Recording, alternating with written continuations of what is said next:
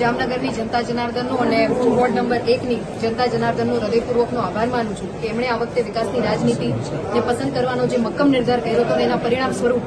4 મજબૂત સક્ષમ ઉમેદવારને જીતાડી અને વોર્ડ નંબર 1માં કમળ ખીલવીને સાબિત કર્યું છે કે શીર્ષસ્થ નેતૃત્વ આદરણીય પ્રધાનમંત્રીશ્રીની વિકાસની રાજનીતિ અને એવી જ મૃદુ અને મક્કમ મુખ્યમંત્રીશ્રીના માર્ગદર્શન હેઠળ અને અમારા પ્રદેશ અધ્યક્ષ જગદીશભાઈ વિશ્વકર્માજીના રણનીતિ અનુસાર આ વખતે વોર્ડ નંબર 1માં જે કમળ ખીલ્યું છે અને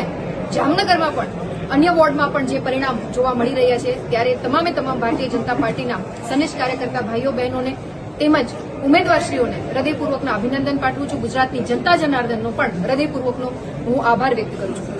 વિકાસની રાજનીતિની વાત હોય ત્યારે જનતાએ હંમેશા ભારતીય જનતા પાર્ટી ઉપર વિશ્વાસ પ્રતિપાદિત કર્યો છે અને એમાં જ્યારે ગુજરાતની વાત આવે ત્યારે ગુજરાતની જનતાએ